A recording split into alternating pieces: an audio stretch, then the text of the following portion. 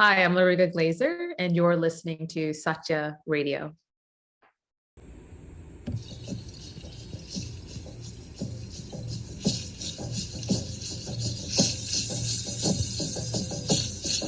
So welcome everybody. This is my second podcast. I've been MIA for a while. Thank you for listening to Satya Radio. And we have a lovely guest today, Laruga Glaser. A breakdown a little bit to introduce her, a little bio for those that are unfamiliar. So she's an ashtanga yoga practitioner, beginning in her 20s, drawn to the practice after working with other forms of yoga.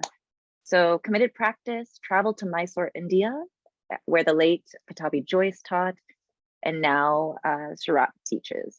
So Laruga, I actually met Laruga through one of her workshops coming to Kansas City and have had the amazing opportunity to interview. So if you feel like adding on to that, Laruga, feel free. No, I mean, I like to keep it simple. I think, yeah, number one, I'm a practitioner of Ashtanga yoga. Oh, well, number one, I'm a human being. Yes, yes, absolutely. But member of planet Earth. Yeah, exactly. But number two, yes, I'm a practitioner of Ashtanga yoga, and I do share the practice. I do teach, but I think number one, we're always practitioners. So yeah, absolutely. So I have the first question, which will tap right deep into your personality and kind of your background and how you grew up. Are you religious? Yeah, well, that's a good question because I don't think I maybe necessarily fit the definition of religious, but I am respectful of all religions, and I'm curious of many religions. I know about some more than others, and I just have a deep respect for people's faith, and I really have, no issue with different types of faiths or religions. And what I always seek to find is like that thread of truth that like runs through all these different types of religions, belief systems, faiths, whatever you want to call it. And that's how I always like to take those gems from each one of these religions, and you do start to feel that there is a thread of truth that runs through all of them. And I tend to not feel so much conflict at the core of all of these faiths. Sure, there can be some humanness wrapped around it that gets added on to these religions that may cause more issue, but I try to stay away from that part, stay away from the politics, and go more into the core. And that's how I see myself is being connected to religion. So I don't know if I, again, fit the definition of religious, but I have a deep respect for all of them. Absolutely. And I like the thread of truth. Yeah. I mean, as long as our species has existed, religion has existed. So there's something about it that gives us a sense of groundedness, also an ability to handle, ups and downs of life. So they've been created from what is it? Joseph Campbell has this beautiful metaphor quote where he says, forgive me if I get it slightly incorrect, I'm paraphrasing. God is a metaphor for the ineffable divine mystery that we can't explain in words. So these are all just like beautiful metaphors. Yes. Yeah. And I think that it's like in our human nature to find deeper meaning, or to find connection. And I think that that's the beautiful aspect of this, of people being connected to whatever religious faith they're connected to. And and it's too bad that and it depends on how you're raised. It's too bad that we don't always look to other faiths with a sense of curiosity or to find common ground. I just feel very blessed that I was taught at a very young age to be open to all religions. And it was something that was, like kind of embedded in my upbringing from the beginning. So I've just never found conflict. I've always found more common ground. So, yeah. So your parents actually raised you with kind of a non-dogmatic perspective. Yeah, and they have their own faith, and it's kind of interesting because both my parents came from like a Catholic upbringing, and then they both um, changed their original faith that they were raised in, and then they both adopted something called the Baha'i faith, which again, one of their core beliefs is in like an evolution to these religions that have come through the ages, and to really not see it as something separate or maybe even something new, but that there's like a commonality to all of them. And as humanity evolves, so do these religious faiths.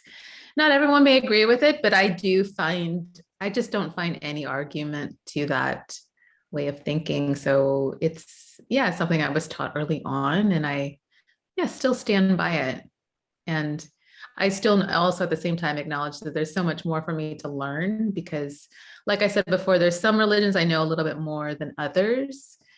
Um, but I just find that there's a lot of commonality to most of them than difference. So And if we're looking for peace, we're looking for commonality, right? yeah. And so the ability to relate with empathy towards others and relate to them as well. And this is interesting too, to think about. I love thinking about this because I think about this with the yoga practice. It's living, it's Yeah. breathing, it's evolving. So we can take the frozen word of the past as information from ancestors passed down with historical context, with an academic perspective, and also taking the wisdom of that. But how is it practically used in our modern day? And if we look to like use that the same way that someone used it thousands of years ago, it can cause all kinds of issues, such as I don't want to get into details about any specific religion or anything, but the ability to perceive religion as this breathing entity. And same with yoga, the diversity of yoga, right? It's Yeah. always evolving. Like all the lineages of yoga are just like borrowing, taking from each other, learning from each other. Yes. Yes. Yeah. Yeah. And I think that a living tradition lives through each human being that it passes through. So I think it gains strength over time when people are open to this wisdom, and that it's lived through others in the past and it lives through you. And then you pass that on to others, other generations that come after you. So I think there's something really beautiful that in the yoga traditions, as well as it's another way to view some of these different religious faiths. And I like that analogy of it being living and breathing, because things do grow and change.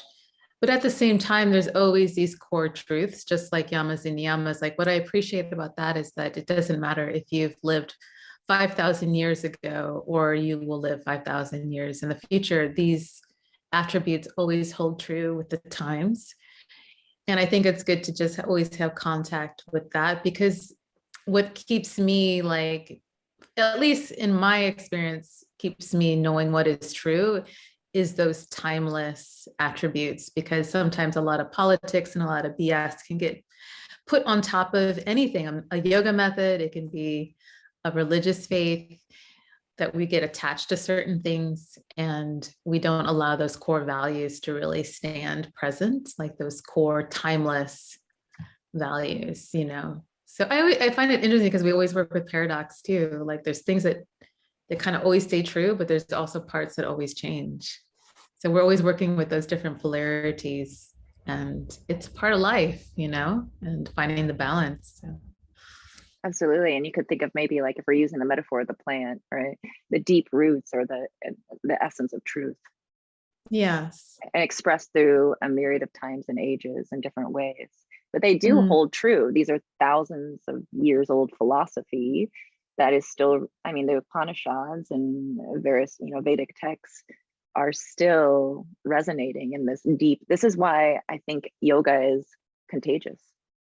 And the world is completely embraced this ancient form, even though asana is fairly modern, but the principles that from asana that go deep into the philosophy are able to resonate so much because it adds a level of purposeness without dogmatic approach.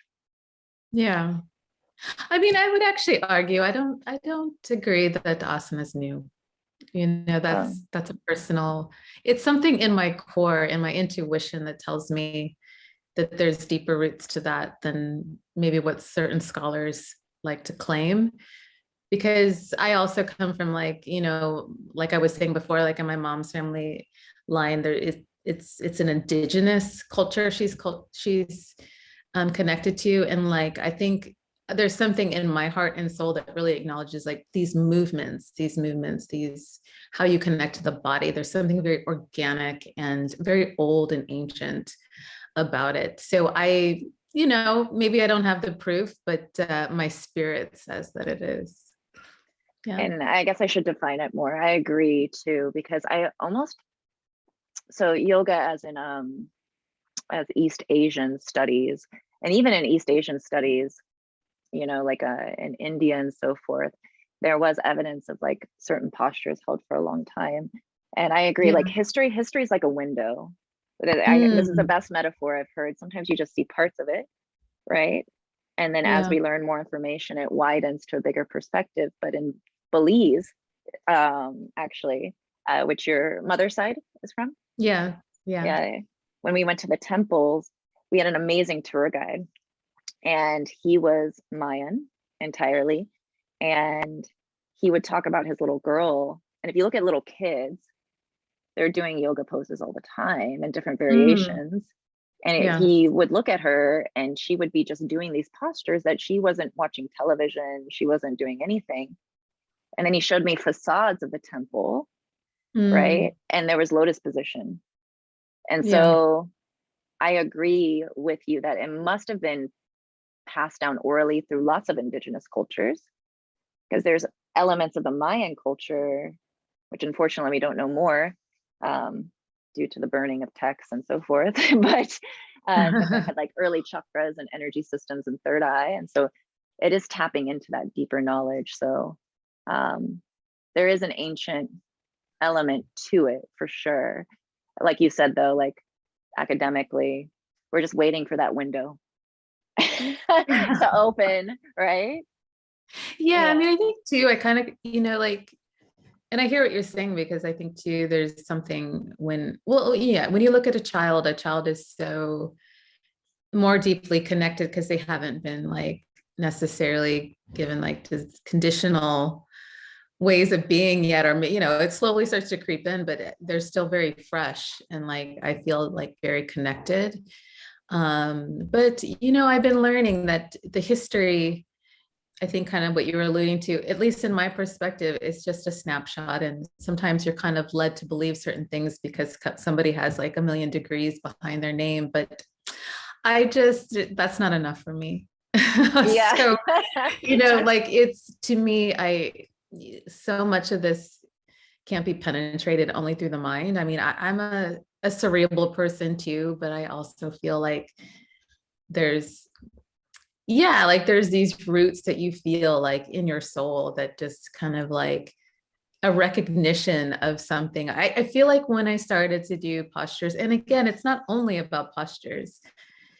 If you're really tapping into like that internal fire, I felt like I was touching on something quite ancient and quite powerful, but again with the context of a lot of other understanding. Like it's not just only bending. I mean, some people can stay on that level of, oh, I'm just bending the body and la la la, but i I really felt something quite deep. And I think too, like you were saying, with children, they just want to move and they're so free and so liberated. You could just observe a child and learn so much. So, I absolutely um, agree.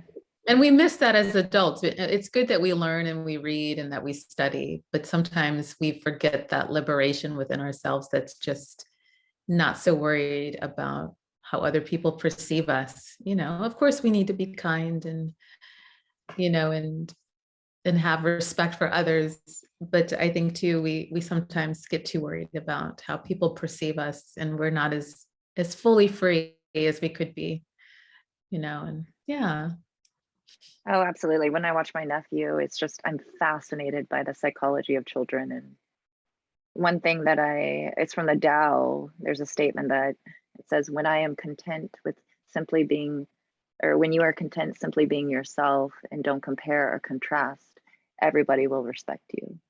Mm, So yes. don't worry about it. Yeah. just enjoy simply who you are. And this, who you are, is beyond what you do, right? Mm, Beyond the establishments of conditioning of what you should be, and mm. cultural conditioning, girl, American. Like you said, I'm a human being. Yeah, so to appreciate and I think sometimes we think of enlightenment as this, like, climbing Everest, and we Mm, get to the top and we're like, I'm enlightened. Yes. And yeah. it's like this high. But Mm, Adyashanti, I believe Adyashanti, I might be slightly mispronouncing his name, is this amazing meditation practitioner and teacher. And he's like, enlightenment is just your natural self, mm, your mm. natural essence, without all these layers that you've added over the years.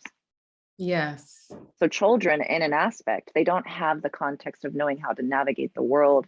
With some of that conditioning is helpful, but as long as you Mm, recognize it as a program that can change, mm. but they have a sense of they're natural, so they're enlightened beings to a certain extent without the wisdom. Yeah. And I think that's kind of one of the drawbacks, I think, sometimes that I notice maybe in the yoga community. Like it's almost this denial of really just being human. And I'm not party to that.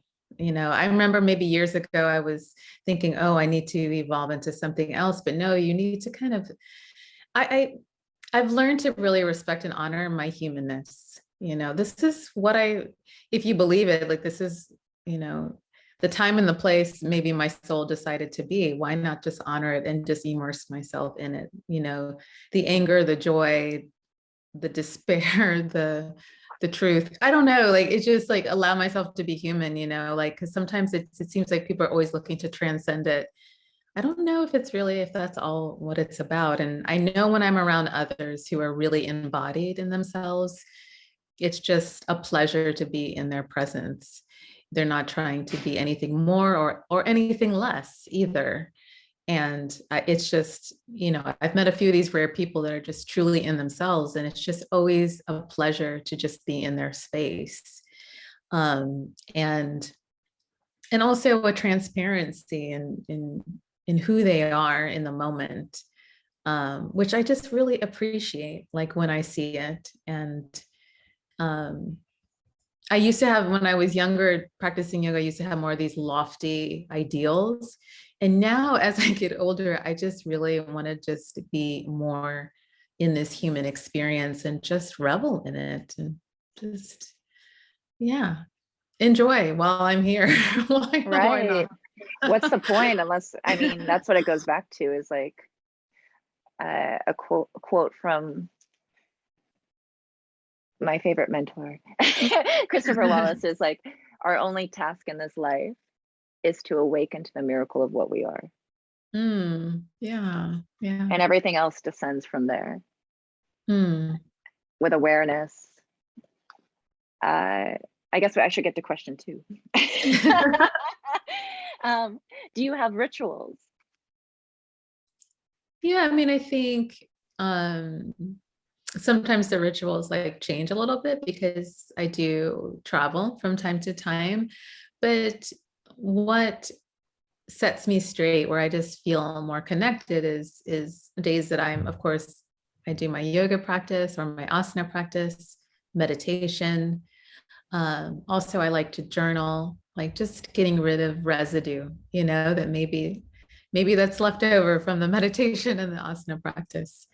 These are things that just help me to feel just so much more connected and in tune with myself and getting rid of that extra chatter inside. And so these are the rituals that I find to be really important to do on a consistent basis that kind of keep me more clear and more centered. And come back to the grounded elements. It's Mm. interesting to journal right after your practice too, because that's when actually, I think that with ashtanga, what's really beautiful about Ashtanga specifically is it's a constant practice of the same postures, but because of the constantness, you can notice subtlety. Yeah. Yeah. Fluctuations of how you approach the practice, what you're experiencing through it. And this is how yoga works off the mat. And even as frustrated as sometimes I had points where I'm a little frustrated with like cultural appropriation and different elements of like kind of putting things on hierarchy, or they call it the God complex, where when one initially attains knowledge, and we all go through it, and I have to catch myself sometimes as well in this, where you think you know more information than others, and you kind of put like a hierarchy scale and so forth. And coming back to the basics of, it's about experience. This is something that's been passed down, and it's not about the superficial layers. It has nothing to do with that. So Ashtanga allows you to kind of reach those levels of deep analysis, and without the mind. It's like a somatic experience, and the mind can help. So it's been and as you've done it over the years, it's a fascinating thing to have a practice for more than a decade, because you can see it's a relationship. Yes, for sure. Yeah. And 23 years? No, now I'm going on my 26th year. 26th year. Yeah. Yeah. And I think that what you were touching upon is something that is fascinating for me, is really, it's about the subtlety and the energy. I think that it's something that isn't so discussed as much anymore. And it is a hard thing to discuss because it's hard to encapsulate into words, but that nuance and that subtlety, like as I start to touch upon it, especially in my teaching, with it tends to resonate more with people that have more years under their belt. But I start to understand the types of students that I will attract is those that are kind of really tapping into that subtlety, that nuance. And even some people that have been practicing quite a few years, they don't always penetrate those areas, but I find that to be, there's just infinite possibility inside of those just waves of knowing and understanding through that repetition, through that revisiting of the same poses, and how you arise to the change that happens daily and how you navigate through that. There's so many countless lessons that go into it. When people kind of stay on the surface, I think they see hierarchy. I think that they see, oh, it's boring, or, what's the point? But as you kind of cross over some of those, which again, sometimes those doubts do creep in. And I think it's natural for everyone that commit to the long term, then you really start to get into the juice. And it's irrelevant really on like maybe what series you're doing or what, I mean, the people who really know the nuance, they're going to understand this. But, it is funny teaching and practicing Ashtanga as long as I have. I've heard every criticism and I've heard every hateful comment about the practice. And sometimes I don't about specifically Ashtanga, right?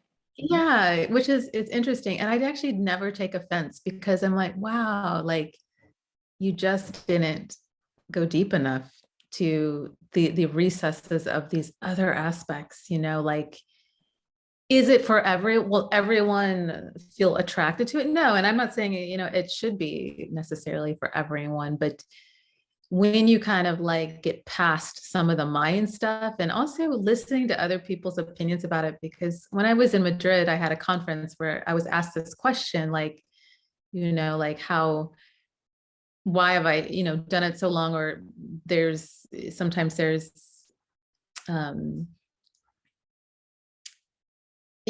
was kind of the question, like, what has kept you going through the highs and lows? And I just said, I don't listen to other people's toxicity about the practice. I throw out the politics, I throw out people's opinions. And when I'm on my mat in that pure state, I really know what this is about. But now in the age of social media and people's blogs and this and that, and everyone has opinion about everyone, but I don't need anyone's opinion when I step on my mat. And when I'm in that pure space of connecting my breath with the movement, I really know what this is about. And so it's always good to be open to other people's experiences and opinions. But at the end of the day, you've got to stand in yourself, in your own truth, and and be in the experience. I mean, I guess that's and it's not always going to be easy. So it's going back to what I was touching on at the beginning, is like that nuance, that hard to define space. I mean, when you're in that, you're cradled in a force field that is just, this is what it's about, and it's a hard thing to explain, but you have to kind of be invested in the long term. And in the long term too, there's going to be more things ruminating inside of you too, that I hate to use that kind of tired analogy of like peeling an onion, but it gets exciting as you start to peel away these different layers, and you start to realize other truths and other levels of awareness. Like, because even now in the last year, I've had other levels of awareness just pop up where I'm just like, whoa, that it just keeps me invested on the path, because I'm just like, whoa, I'm opening up into something new. It's almost a little bit like being reborn.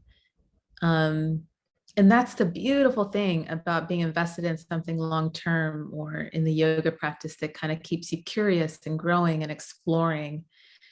That's why I've really learned to keep it fresh and just block out some of this stuff that kind of gets political in the scene. And like, because again, when you're just on the mat on your own, in your own breath, there's just so many truths that come up in levels of awareness that just fascinate you and delight you.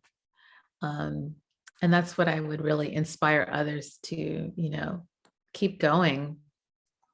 And maybe it won't be ashtanga, but, which is okay. But I think that exploration is something really exciting.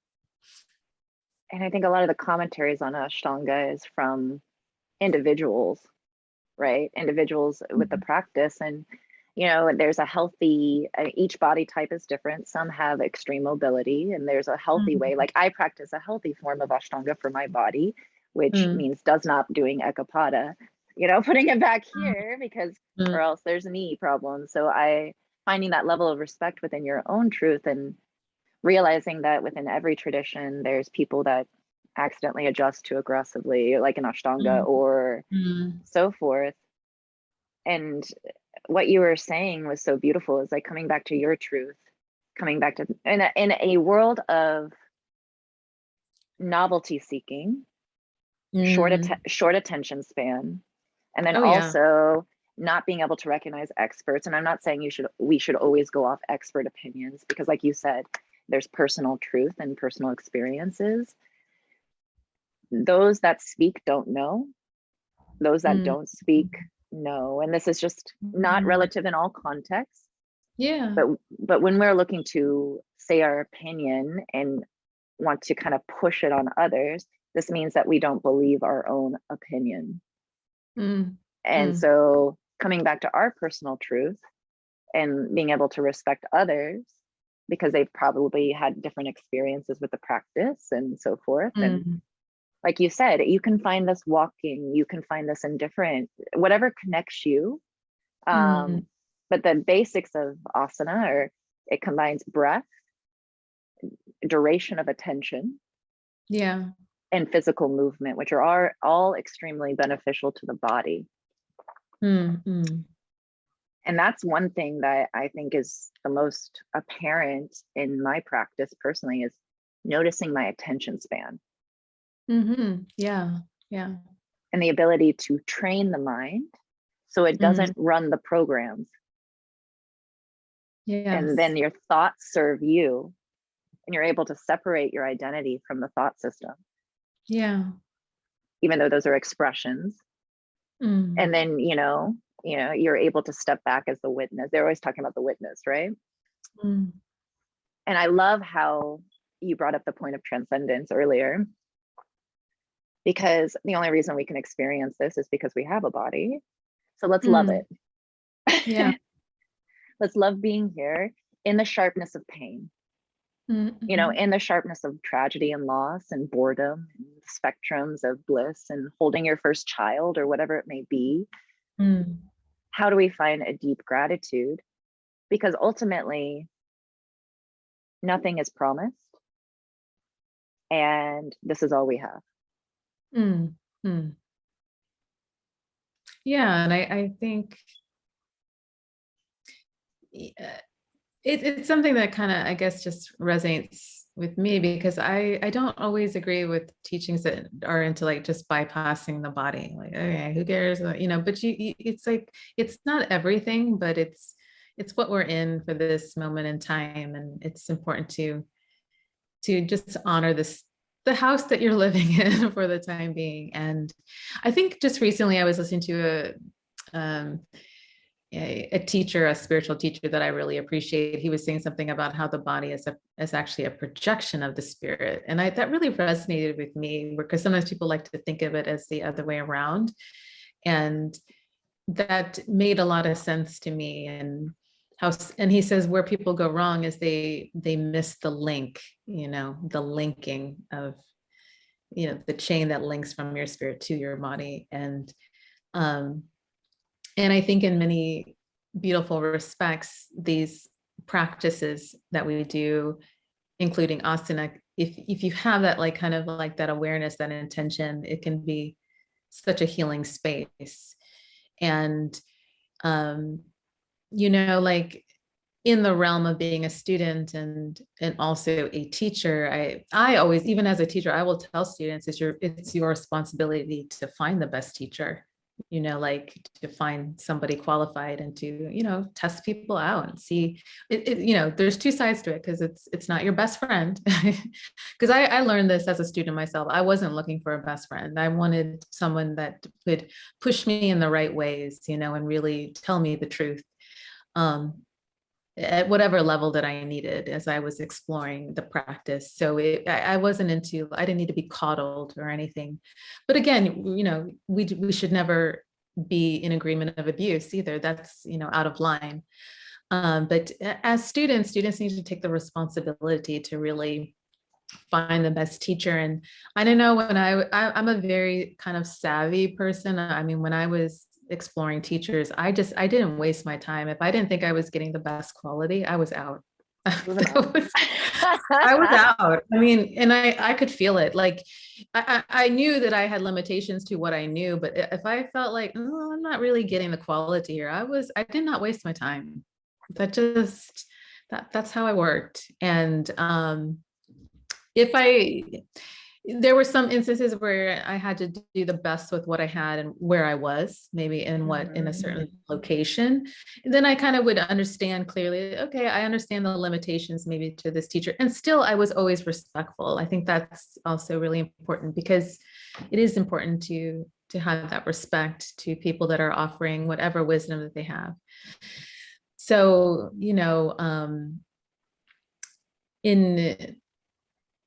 as a teacher myself, I find it exciting when people are just empowered and more deeply connected in themselves in the practice. And I just kind of see myself as a support and a guide, but I don't like to have dominion over others. I'm not trying to get inside people's heads. I also know my limitations, but I do know that facilitating a clean space for the method to do its work, I've just seen miracles happen. I don't have to insert my ideology on people. I just really feel I really have a trust for them, for the method, and you have to study the method deeply to understand it, because sometimes, unfortunately, people are premature to teach and they've missed things. So they become quite dogmatic, or kind of like a dictator or something. And there's two sides to it, because also I've learned as a student that there were many times I just shut up and listen, like I just kind of, and I learned so much through that. But again, I think nowadays people have to just be very careful to never give away their power, just Oh, never give it absolutely. away. And but I know I think about how impressionable I was in the beginning too, and I understand how it's easy to be swept away Yeah. by people's charisma. But now I think it's getting older. I just don't care about charisma anymore. I could care less. When you start to feel the nuance of practice, you also start to connect to the nuance of people. It's not always the flashy, impressive things they say. You just also start to see other things between the words. And so these are all lessons that I think we learn over time as being students and coming up like through the years. But at the same time, even though I teach quite actively, I still love being a student too. And I just still love learning. So, It's infinite. Yeah, of course. Yeah. It's infinite, and it's such a beautiful thing. And I love the thing you're talking about, a mentor, because there's a lot of trust. Excuse me. Let me clean my throat. When you are, especially in yoga, and especially with the known abuses in yoga and so forth, to trust somebody, what is so powerful about a mentorship is, yes, the knowledge that's passed down, but I realize this with design, right, and yoga, is like you come to a point where your growth can only go so far with the mind. And so I kind of was at like a middle phase, a middle to advanced in, like, for example, my design work, and I didn't have any mentors because no one was better. And so I just went to books. But then I quickly realized, yes, these are providing for me, but there's this emotional connection with and it's not a friendship necessarily, but it is almost, I don't want to call it parental, but they're nurturing you in order to achieve. And there is a part of me as a child inside that wants to please my mentor. I don't know if that's healthy or not, but not to an unhealthy stage where I respect them so deeply, I trust them so deeply that I am able to feel that sensation of, I guess, reward, which more and more I'm away from reward, and because reward always has the opposite side, right? Like feeling hard on yourself. But my good friend Virginia said, giving the students the courage to fail and the resilience to succeed. Yeah. And what is success? It's personal. It's not achieving a posture. What we're looking to do is to profoundly find peace in our deepest essence. And whatever it's a shedding in the practice, and whatever coming down to the ineffable truth that runs through all of us, that we know when we're born, we know that there's something special. Every child is born with that. And as we get older and our culture kind of conditions us to a system of inadequacy in order to consume, we kind of lose that ability to perceive that. And we think we have to reach these heightened levels. And not that the postures of yoga that are, especially ashtanga, aren't beautiful in their full expression, but we can find that just through breath. Of course, moving the body is beneficial, stretching the nerves, getting the heart rate up, of course, but I should probably tie things up, but I'll finish with my last question because I think it's the most powerful one.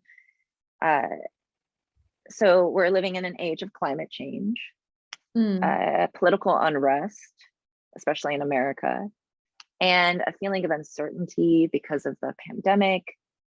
How do you think these practices, because yoga is, this is my theory, I think yoga is purposely creating not an army, because I don't want to use the word army, but like all these practitioners everywhere.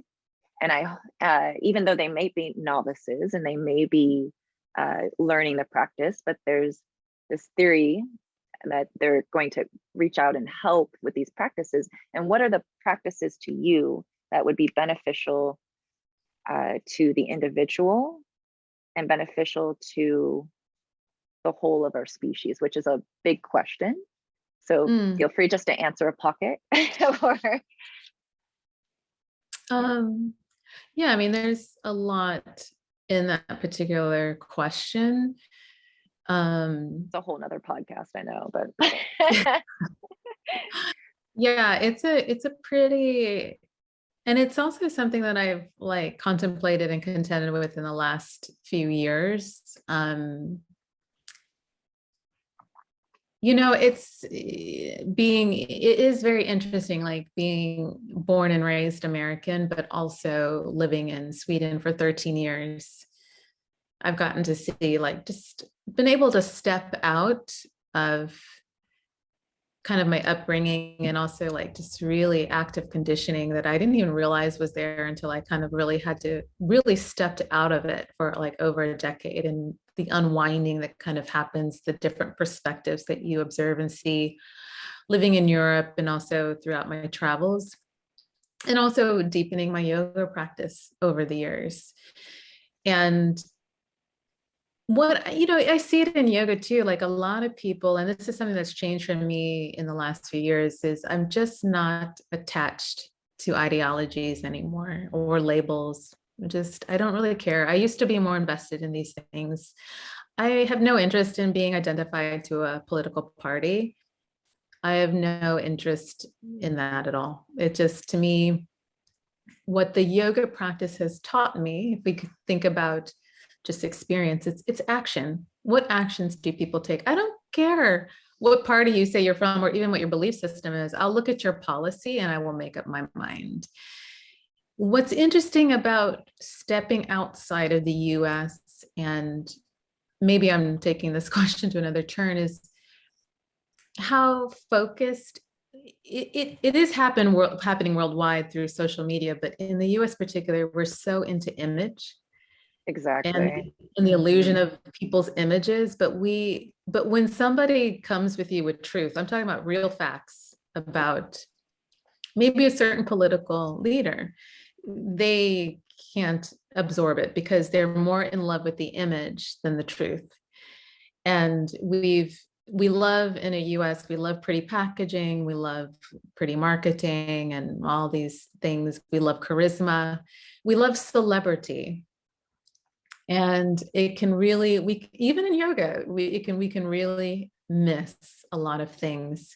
And then all of a sudden we want to say, oh, I'm blindsided. I didn't see it coming. I was like, you didn't? Okay.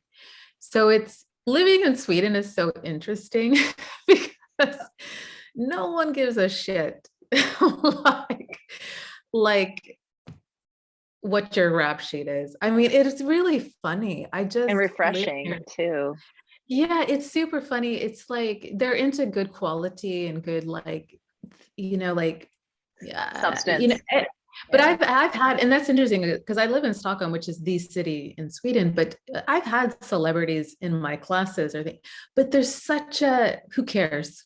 You know, like, that's wonderful. It's just, you know, it's like, and it doesn't mean that people can't respect your body of work or even appreciate your body of work, but it's a little bit, they're not so into this exuberant, like, you know, sensationalism around it, which I find really interesting and like you were saying, like a bit refreshing.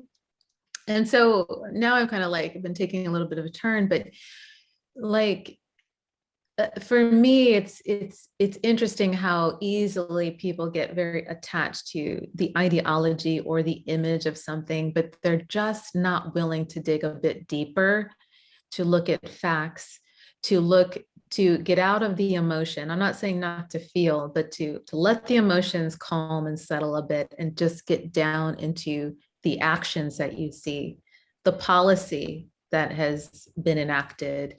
And I think I don't know, maybe I'm going to be a little bit out of turn and maybe people won't like what I say, but I just think some people have gotten really blind um, at certain things. Me being born and raised American, like I'm not really impressed with anything that has happened so much politically. This will cover quite a few different parties in the last maybe 12 years, to be honest with you, maybe 15. Yeah. There's nothing that impresses me. I think, and with that, I don't come from a negative place because I love Americans, as people. But I think too, a lot of things need to change with, the leadership, the things that we're looking up. We're missing the mark with these illusions. We're more in love with these illusions, and we're not like pulling the curtain back and really seeing what's there. Yeah. And what I love about, like I said, what I was saying earlier when I was trying to answer this very deep question, is that what brings me back to the bare basics in the yoga practice is it's the actions. It has nothing to do with your words. It's the actions that you take. It's what you do that creates who you are. And unfortunately, nowadays in the world of social media and all these other things, it's a lot of virtue signaling. It's a lot of image, creating an image, and we've gotten lost and ungrounded through all of this. Not to say all these tools are negative, but we're getting a bit lost, and I think that's what kind of keeps things clear for me at the end of the day is how things go back to what you practice, like, or not even maybe what you practice, but how, how you What go kind of about it intention? too. Yeah. Because if you practice out of reward and punishment, it's not out of pure intention. Yeah. It's interesting. There's a term called astikya in Sanskrit, and it's one of the tantric niyamas, and it means deep faith. And so belief is pretty much dead, in my opinion. Belief is dead. I don't care what you believe. I don't care, like you, I don't care about your opinions. In this practice of deep faith, it's said that you listen without preconceptions. You then challenge, right, from every angle to find truth. Then you find that truth and you live your life as if it depended on it. And it drives you forward. And it's an evolving truth. So as you continue, you're continuously going and trusting this deep faith. And faith is only going to bear fruit through the action of your dedication to that path. And I get frustrated sometimes because I feel, I'm sure this is controversial, but whatever. And I feel like a lot of the yoga practice is fairly superficially represented through social media, sexualized, enhanced for contortionism, which is beautiful. The human body is beautiful. And a lot of statements of I. And then I have to come to this place where judgment is not going to be beneficial. And there's a concept of coming to the mat. We all come with impure motive to start.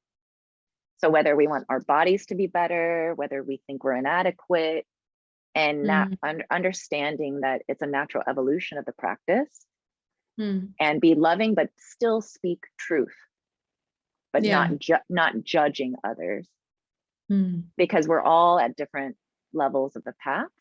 And I think that's the resilience, to not judge, not be like, oh, because then you're doing the God complex. This is what you realize. I'm placing myself above, and that's not right.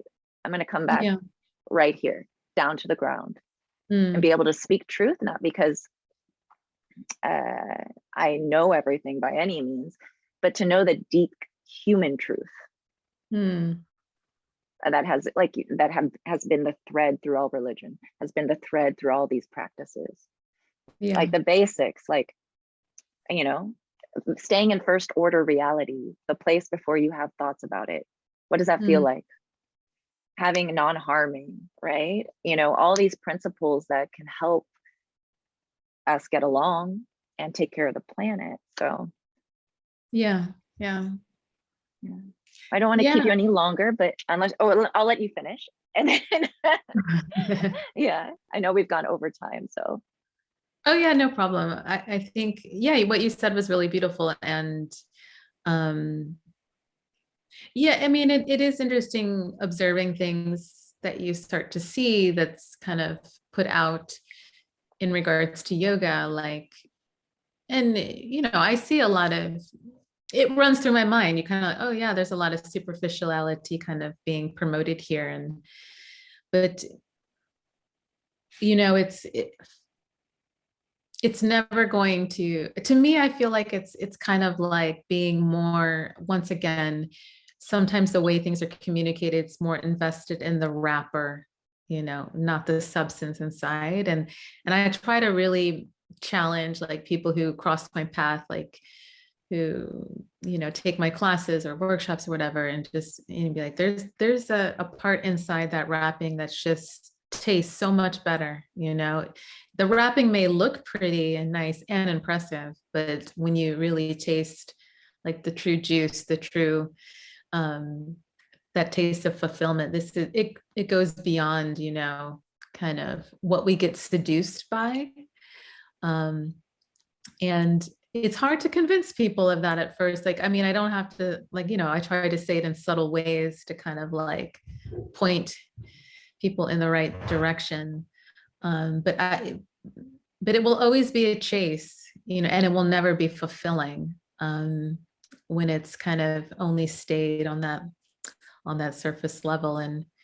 But like you were saying, a lot of people come to yoga for lots of different reasons. And sometimes I often will say that it's not really how you start, it's how you end, and how you can, or how you continue, and how it evolves.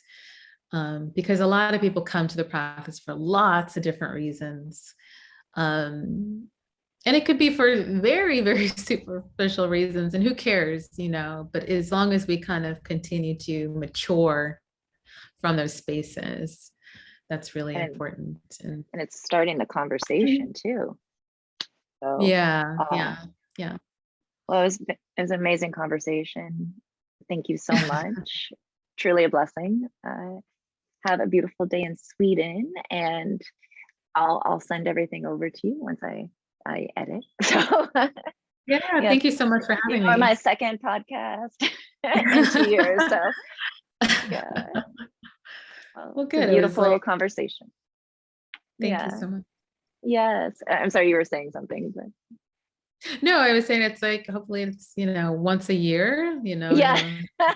Worth the wait. I'll pick up the pace, right? Yeah. Well, thank you again. It was a pleasure. Yeah, it was super, super cool. Yeah. Bye, Laruga. Bye. See you.